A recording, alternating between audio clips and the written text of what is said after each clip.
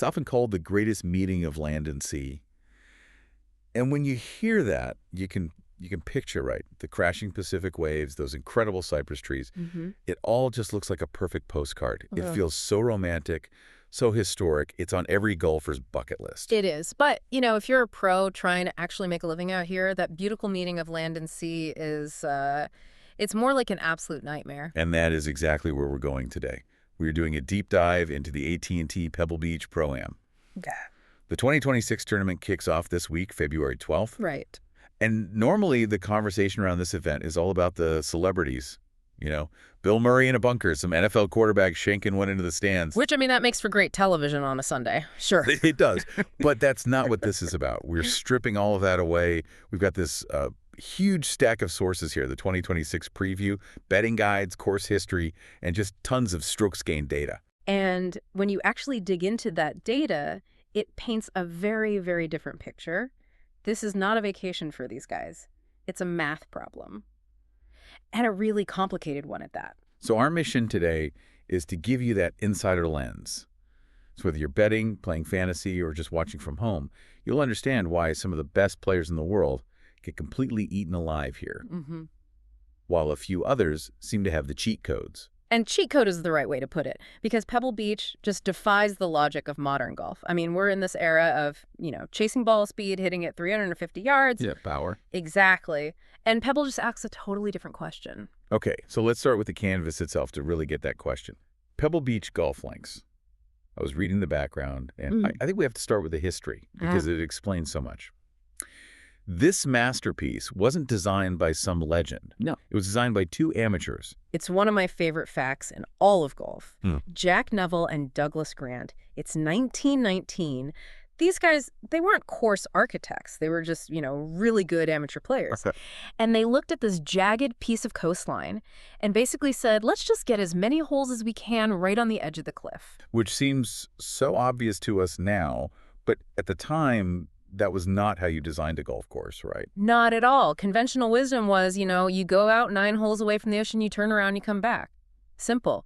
But Neville and Grant, maybe they didn't know the rules, or maybe they just didn't care. Oh, yeah. They came up with this figure 8 layout to just hug the coast. And that figure 8 it's so crucial to understand. Okay, let's unpack that. Why does the shape of the course matter to the person actually hitting the shot?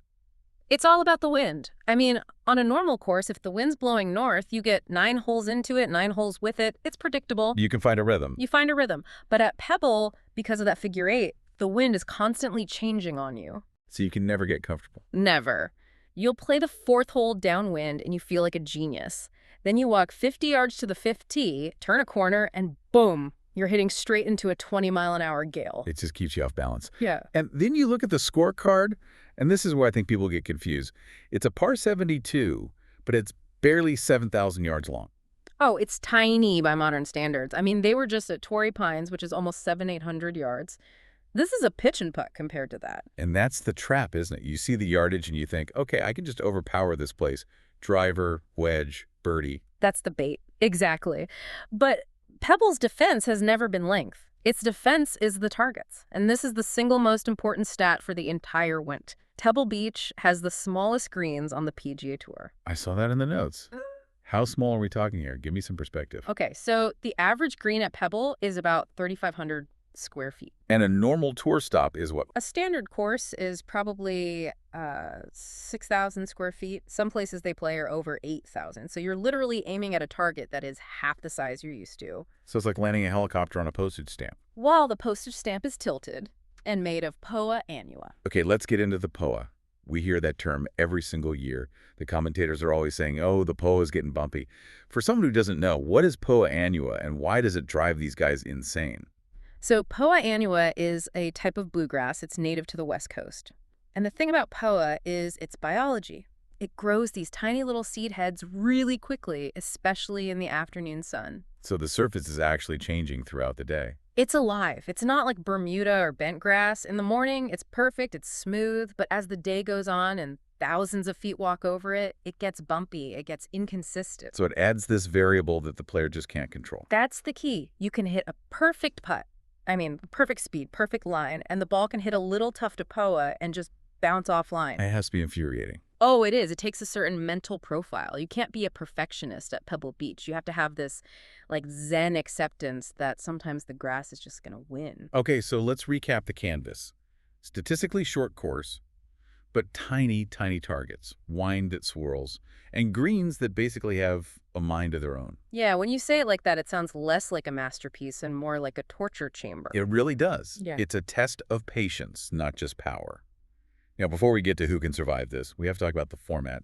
It's a Pro-Am, but it's a signature event this year, right?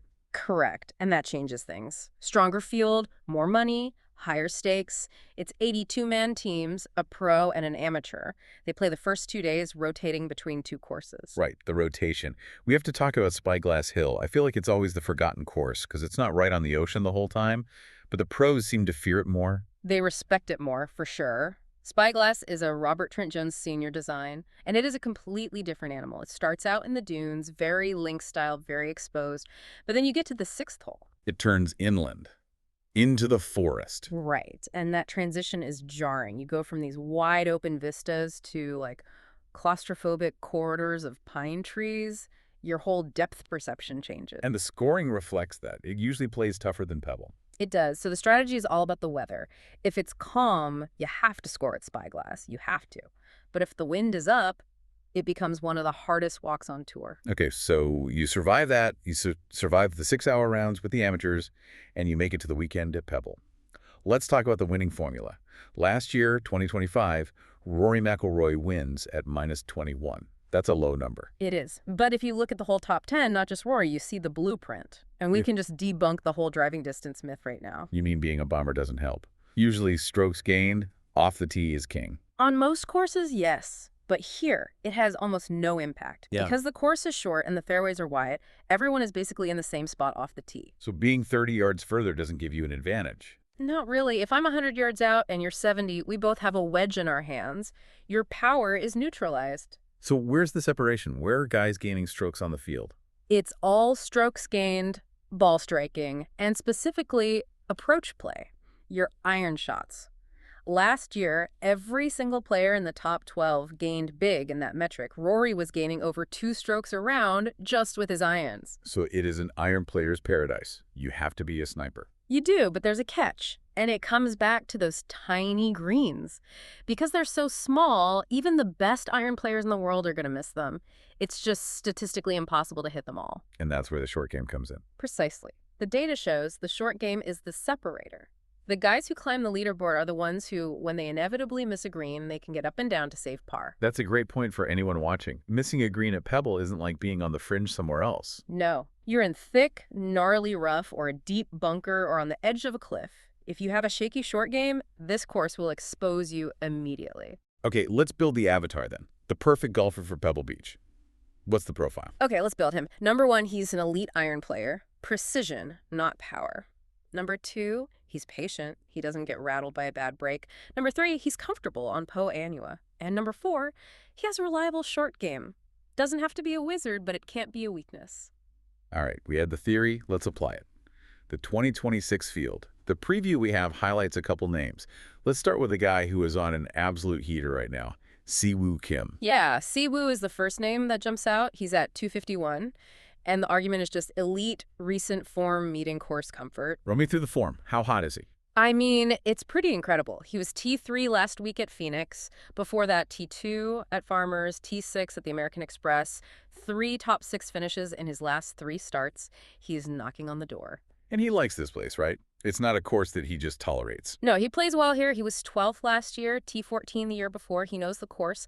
Our statistical model actually has him ranked 3rd overall for this week. And he fits the avatar perfectly. Great iron player, but also that short game. It's world class. He has incredible hands. If he misses one of these tiny greens, you just trust that he's going to get it up and down. The only question is maybe fatigue. That's a lot of high-stress golf. It is. But at 251, for a guy playing this well on a course he likes, I think that's a risk worth taking. Okay, second contender. This guy feels like he was just built in a lab to succeed at Pebble Beach. Russell Henley. Russell Henley is the definition of a course fit specialist. He's at 351. If Siwoo is the hot hand, Henley is the surgeon. Yeah, he's not a bomber. He's not going to wow you with power. Not at all. He is a precision-first player. Elite iron play, that's his game. And he was key 5 here last year at -17, so he knows how to score in this property. And how's his form? It's solid. T19 at Sony, T8 at the Amex. He's trending in the right direction. He ranks 5th in our model for the week. What does the model like so much about him here? It's the approach play, but it's also his trajectory control. Henley is one of those guys who can flight the ball down, control his spin, so if the wind picks up, his chances actually get better because the wind doesn't affect his ball as much. It's interesting that both of those guys, Kim and Henley, they aren't the guys you see on the video game covers hitting at 340 yards. And that's the beauty of this place. It's a great equalizer. It takes the driver out of the equation and it asks a different question. It asks, how good are you, really? So let's zoom out. For everyone watching this weekend, what's the one big takeaway to keep in your head? The takeaway is that this is not a long drive contest. It's a dart throwing contest inside a wind tunnel. So stop watching who hits it the furthest. Watch who's controlling their spin and who's scrambling from around these tiny greens. It's such a throwback, isn't it? It feels like we're watching a different era of golf. It is. It proves that great architecture can still challenge the best in the world. You don't need 8,000 yards. You just need small targets and a little wind. And just looking ahead, next week, the tour heads to Riviera. Which is a totally different test. Riviera is all about long irons, all about power. So really enjoy this week because Pebble is completely unique. I want to leave you with one final thought on that. We talked about how short the course is. The 7th hole is a par 3. It plays just 106 yards. My favorite hole in golf. It's just a little wedge for these guys. And yet that tiny 106-yard hole has been a centerpiece of more U.S. Opens than any other modern course. It makes you wonder, has golf become too obsessed with distance? Does Pebble prove the real test of skill isn't a 350-yard drive, but standing on that cliff with that wind, staring at a 106-yard shot and being absolutely terrified? I think the answer is yes, and I think we're going to see a lot of terrified faces this weekend. Enjoy the golf, everyone. We'll see you next time.